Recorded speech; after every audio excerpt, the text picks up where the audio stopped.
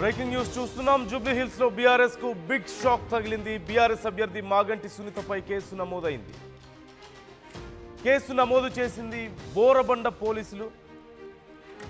BRS గుర్తున్నటువంటి voter స్లిప్పులు పంపిణీ చేస్తున్నారంటూ ఈ కేసు నమోదైనట్లుగా తెలుస్తోంది. ఈ నేపథ్యంలో ఇప్పటికే బీఆర్ఎస్ దీనికి సంబంధించి కసరత్తు చేస్తున్నట్లుగా సమాచారం అందుతోంది. మరోవైపు కాంగ్రెస్ బీజేపీ నుంచి విమర్శలు వ్యక్తమవుతున్నాయి. ఓటర్లను మభ్యపెట్టే ప్రయత్నం చేస్తున్నారు, ప్రలోభ పెట్టే ప్రయత్నం చేస్తున్నారు అంటూ విమర్శలు చేస్తున్నట్లుగా తెలుస్తోంది. జూబ్లీహిల్స్ నియోజకవర్గంలో బీఆర్ఎస్ పార్టీ గుర్తుండేటువంటి ఓటర్ స్లిప్లు పంపిణీ చేస్తున్నారంటూ కాంగ్రెస్ మీడియా అలాగే కమ్యూనికేషన్ చైర్మన్ మోహన్ రెడ్డి ఫిర్యాదు చేసినట్లుగా తెలుస్తోంది. ఈ నేపథ్యంలో పోలీసులు కేసు నమోదు చేసుకుని దర్యాప్తు చేస్తున్నారు. ఈ అంశానికి సంబంధించి డీటెయిల్స్ తెలుసుకునే ప్రయత్నం చేద్దాం. మధు జాయిన్ అవుతున్నారు మనతో. మధు, ఈ గుర్తుండేటువంటి వాళ్ళ పార్టీ గుర్తు బీఆర్ఎస్ గుర్తుండేటువంటి ఓటర్ స్లిప్లను పంపిణీ చేస్తున్నట్లుగా కాంగ్రెస్ కమ్యూనికేషన్ చైర్మన్ మోహన్ రెడ్డి ఫిర్యాదు చేశారంటూ తెలుస్తుంది. డీటెయిల్స్ ఏంటి, అసలు ఏమి పంపిణీ చేస్తున్నారు, ఎక్కడ పంపిణీ చేస్తున్నారు, కేసు ఏమి నమోదు చేశారు?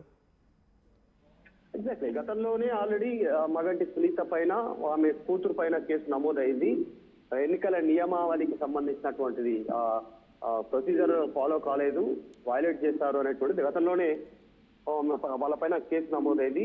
జూబ్లీహిల్స్ నియోజకవర్గంలోనే వెంకటగిరి అనేటువంటి ప్రాంతంలో మస్జిద్ ముందు ప్రచారం చేశారనేటువంటి కేసు నమోదైంది.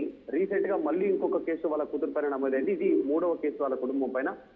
సేమ్ బీఆర్ఎస్ కలరు, బీఆర్ఎస్ పోలిన గుర్తున్నటువంటి ఓటర్ స్లిప్లు పంచుతున్నారు ఓటర్లకు అనేటువంటి ఆధారాలు సేకరించి ఆ ఫోటోలు వీడియోలతో కంప్లైంట్ చేసినట్టుగా తెలుస్తా ఉంది. ఈ అంశానికి సంబంధించి ప్రస్తుతం వారి పైన నమోదైనటువంటి కేసు విషయంలో కాస్త బీఆర్ఎస్ ఆగ్రహంగా ఉంటే కాంగ్రెస్ పార్టీ శ్రేణులేమో కావాలని వైలేట్ చేస్తా ఉన్నారు ఎన్నికల నిబంధనలను నియమావళిని అనేటువంటి వీళ్ళు బోరబండ పోలీస్ స్టేషన్ లో ఫిర్యాదు చేసినటువంటి పరిస్థితి. రిటర్నింగ్ అధికారికి కంప్లైంట్ చేశారు, కంప్లైంట్ తీసుకున్నారు.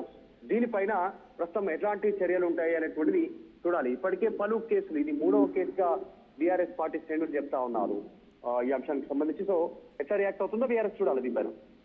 అంటే యాక్షన్ ఏమైనా ఉండొచ్చు అంటారా? సింపుల్గా ఎక్స్ప్లెనేషన్ తీసుకుంటారా దీనికి సంబంధించి? అంటే గతంలో మనం చూసాం కాంగ్రెస్ అభ్యర్థి మీద, నవీన్ యాదవ్ మీద కూడా ఒక కేసు రావడం, ఆ తర్వాత ఇప్పుడు మళ్ళీ ఇలాంటి కేసులు సహజంగా ఎన్నికల సమయంలో వస్తూనే ఉంటాయి.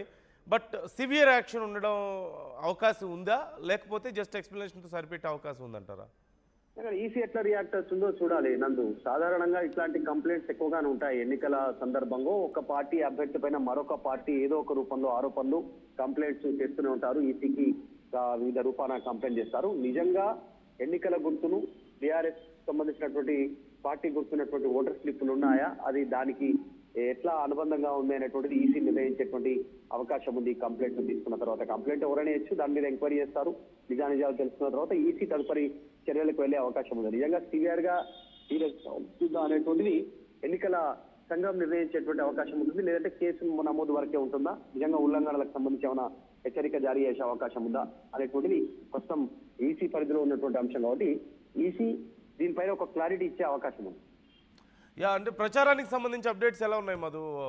ఆయా పార్టీల ప్రచారం ఎలా ఉంది? కాంగ్రెస్ కానీ బీఆర్ఎస్ కానీ ఎవరు ఎంత దూకుడుగా ఉన్నారు?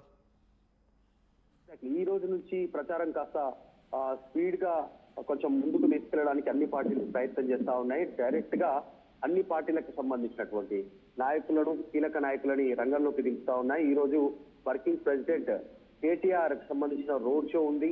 అలాగే రేవంత్ రెడ్డికి సంబంధించినటువంటి ప్రచారానికి సంబంధించినటువంటి షెడ్యూల్ విడుదల చేశారు. సాయంత్రం పూట వెంగళరావు నగర్ డివిజన్ నుంచి మొదలు పెడితే మొత్తం రోడ్ షోలో పాల్గొంటారు సీఎం. తర్వాత డివిజన్ లో ఉన్నటువంటి PGR circle, Jawahar Nagar, Saibaba temple వరకు ఈ రోడ్ షో కొనసాగేటువంటి అవకాశం ఉంది. ఈ సాయిబాబా టెంపుల్ కి సంబంధించినటువంటి ప్రాంతంలోనే కార్నర్ మీటింగ్ లో కూడా ప్రసంగించనున్నట్టుగా తెలుస్తా ఉంది. అనంతరం దాని తర్వాత సోమాజిగూడ డివిజన్ లో ఎల్లారెడ్డిగూడ మార్కెట్ ఏరియా ప్రాంతంలో కూడా మరొక కార్నర్ మీటింగ్ లో సీఎం పాల్గొంటున్నారు. కేవలం సీఎంఏ కాదు, వర్కింగ్ ప్రెసిడెంట్ బీఆర్ఎస్ పార్టీకి సంబంధించినటువంటి కేటీఆర్ షెడ్యూల్ కూడా ఖరారైంది. ఆయనకు సంబంధించి ఈ రోజు పలు కార్యక్రమాల్లో పాల్గొన్న తర్వాత ఆయనది రోడ్ షో ఉంది. ఈ రోజు జూబ్లీకి సంబంధించిన తర్వాత కొన్ని కార్యక్రమాల్లో అభ్యర్థుల ఇటు ప్రచారాలు చేస్తున్న స్థానికంగా ఉన్నటువంటి వారితో ప్రజలతో మాట్లాడుతూ వారికి కొన్ని వివరించనున్నట్టుగా కాంగ్రెస్ వైఫల్యాన్ని వివరించనున్నట్టుగా టీఆర్ఎస్ పార్టీ శ్రేణులు చెప్తా ఉన్నాయి. సో ఈ రోజు నుంచి ప్రచారం ఇంకా కాస్త పీక్స్ కు వెళ్లే అవకాశం ఉంది. అటు బీజేపీ కూడా కిషన్ రెడ్డి ఆధ్వర్యంలో ప్రచారం ముందుకు పోతారు. సో అన్ని పార్టీలు ఫోకస్ చేశాయి కాబట్టి ఈ రోజు నుంచి కాస్త ప్రచారం ఇంకా కాస్త స్పీడ్ గా ముందుకు వెళ్ళడానికి అన్ని పార్టీలు ప్రయత్నం చేస్తాం. Right. Thank you Madhu, thanks for the details. మొత్తం మీద ఈ విషయంలో మరి ఇప్పుడు బీఆర్ఎస్ ఎలా రియాక్ట్ అవుతుంది అనేది చూడాలి. Congress media and communication chairman Mohan Reddy ఫిర్యాదు చేసినట్లుగా తెలుస్తోంది.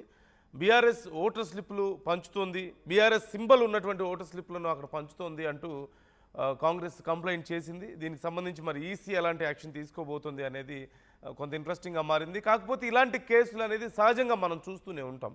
అంటే ఆహ్వానించదగినటువంటి పరిణామాలు కాకపోయినప్పటికీ కూడా ఇలాంటి కేసులు మనం సహజంగా చూస్తూనే ఉంటాం. గతంలో నవీన్ యాదవ్ మీద కూడా ఇలాంటి కేసులు ఓటర్ కార్డ్స్ ఇస్తున్నారంటూ కూడా గతంలో వచ్చినటువంటి కేసు మనం చూసాం. ఇప్పుడు సునీత మీద ఈ కేసు నమోదైంది. ఎన్నికల సమయంలో ఇలా ఓటర్ స్లిప్పులు పంపిణీకి సంబంధించి కొంత ఓటర్లను మభ్యపెట్టే అంశానికి సంబంధించి రెగ్యులర్గా మనం చూస్తూనే ఉంటాం.